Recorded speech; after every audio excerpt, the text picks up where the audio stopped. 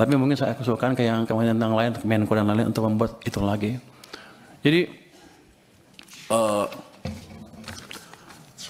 Pak Purbaya, kalau masih ada pertanyaan tadi, karena kita masih rapat lagi. okay. Tadi itu sebenarnya kita rapat pengantar, Pak. Jadi itu pengantar. Jadi menurut saya yang lainnya nanti dijawab tertulis. Yeah. Kita akhiri rapat siang hari ini. Tertulis atau langsung oleh dirjen terkait. Ya, nanti dirjen terkait pada saat kita rapat di Satker Bapak membahas anggaran.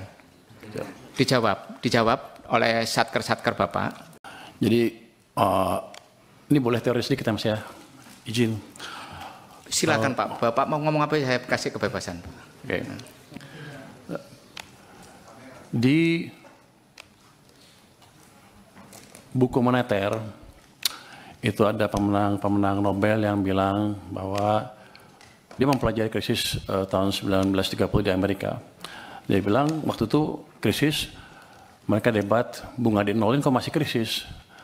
Rupanya pada waktu itu walaupun suku bunga rendah, nol, tapi uang vitamin yang di sistem perekonomian itu negatif.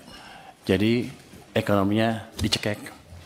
Itu sebetulnya yang melandasi teori utama kebijakan moneter.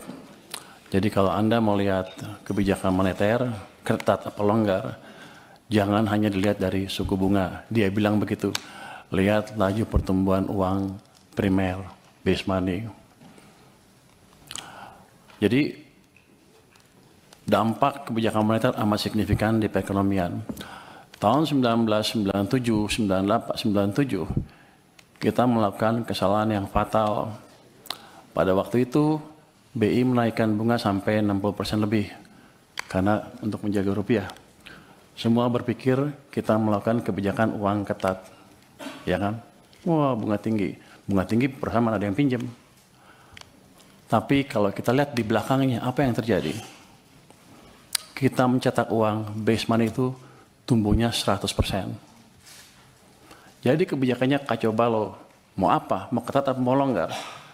Kalau kita melakukan kebijakan kacau, yang keluar adalah setan-setannya dari kebijakan itu.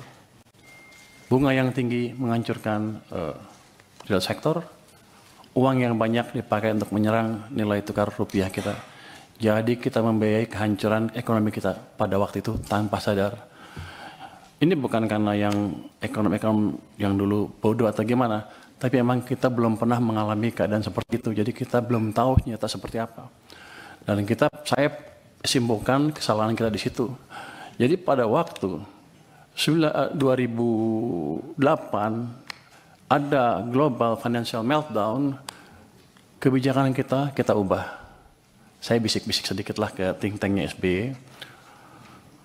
Waktu itu mau jatuh ekonominya, ekspansi fiskal di tahun 2009, dan suku bunga diturunkan di bulan Desember 2008 ketika rupiah sedang melemah. Jadi hitungan saya lagi ini, kalau kita menjaga nilai tukar dan lain-lain, ciptakan pertumbuhan ekonomi. Kalau mau ciptakan pertumbuhan ekonomi, jaga kondisi likuiditas di sistem perekonomian. Itu yang terjadi. Saya pikir dengan edukasi tahun 2008-2009 itu, semua orang sudah mengerti kan banyak ekonomi yang lihat. Rupanya lupa terus kita. Kita tuh cepat lupa, makanya ada siklus bisnis ekonomi naik, ekonomi naik, ekonomi turun, sepertinya setiap 7 tahun kita lupa. Untung saya masih ingat sedikit-sedikit. 2015 ketika Pak Jokowi ngambil pemerintahan, kondisinya sama. Kebijakan sedang ketat. Saya pindah ke KSP untuk memberi masukan langsung pada waktu itu supaya kebijakannya dirubah. Dan itu kebijakannya dirubah dan kita selamat. Itu jadi pembalikan ekonomi Indonesia bukan terjadi otomatis. Semua karena intervensi kebijakan. Kebetulan Pak Jokowi cukup cepat mengambil langkah. 2020-2021 sama. Pada waktu COVID, semua nyalahin COVID akan menghancurkan ekonomi Indonesia katanya. Bank-bank mulai hampir berguguran. Saya waktu sedang di maritim, asik mancing lah. Saya pikir ngapain mikirin ekonomi lagi, udah pada jago di perekonomian kan. Tapi setelah kita lihat, base money pertumbuhannya berapa di situ? Di bulan Maret 2000, pertumbuhannya minus 15,3%. Minus, artinya ekonomi sedang dicekek padahal bunganya diturunkan. Ini salah kebijakan kita lagi. Jadi ekonominya turun, hampir hancur. Saya dipanggil ke istana, gimana? Ya udah Pak, dibalikin lagi aja. Gimana caranya? Ya udah, BI suruh kurangin penyerapannya ke sistem. Siapa lagi? Tambah uang ke sistem dari sisi fiskal juga Pak. Gimana caranya? Bapak punya uang kebanyakan di Bank Sentral. Waktu itu ada 500 triliun, 29 triliun. Balikin ke sistem. Di bulan Maret 2021, Mei 2021, dipindahkan uang sebesar 300 triliun dari BI ke sistem perbankan. Laju pertumbuhan uang naik lagi dari minus ke double digit 11, terus dijaga oleh Bank Sentral juga di atas 20%. Itu yang menyelamatkan ekonomi kita. Nah, saya pikir juga dengan pelajaran sepanjang itu kan, ya udah jago semua lah, ya udah kita santai aja. Gara-gara itu saya ngebantu sektor finansial pada waktu itu, saya dilempar ke LPS dengan tugas katanya jaga stabilitas di sana. Saya hanya bisa jaga stabilitas. Kita selalu pro pertumbuhannya. Jadi ketika even Bank Sentral naikin bunga, LPS naiknya lambat sekali untuk menjaga supaya ekonominya nggak tumbuh terlalu lambat. Tapi kan instrumennya saya bilang tadi, bunga hanya salah satu. Uangnya seperti apa? Nah, rupanya sejak bulan 2023 bulan pertengahan itu, uang diserap secara bertahap terus ke bawah sampai pertumbuhannya 0 menjelang second half 2024. Jadi itu yang Anda rasakan di ekonomi, melambat dengan signifikan, real sector susah, semuanya susah. Makanya keluar tagline Indonesia apa? Gelap, Indonesia apa? Kita semua menunjuk ke ini gara-gara global. Padahal ada kebijakan dalam negeri yang salah juga, yang utamanya mengganggu kita karena 90% perekonomian kita didrive oleh domestic demand. Masuki 2025, Januari, Februari, Maret, April, membaik semuanya tiba-tiba, saya pikir udah insaf nih. Pertumbuhan uang sempat mencapai 7% di bulan April. Makanya ketika saya rasakan di bulan April, saya bilang, kita sudah keluar dari krisis, Indonesia akan cerah. Yang saya nggak tahu, Mei jatuh lagi, Juni jatuh, Juli jatuh, Agustus jatuh ke 0%.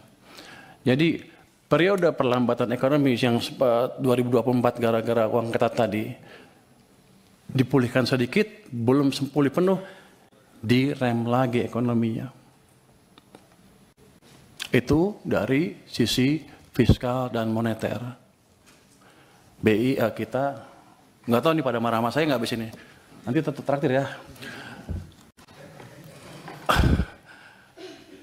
Pemerintah karena terlambat membelanjakan anggaran, membelanjakan APBN ya, uangnya kan dari Bank Sentral.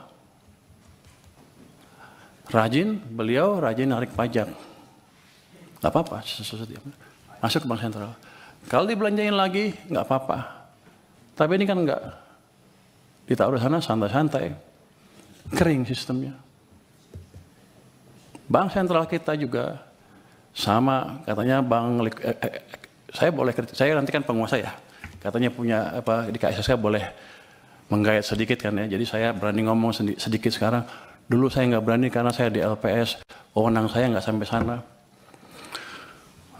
Jadi dua sisi mengetatkan kebijakan kita. Bank naruh uangnya di bank, padahal uang kita banyak.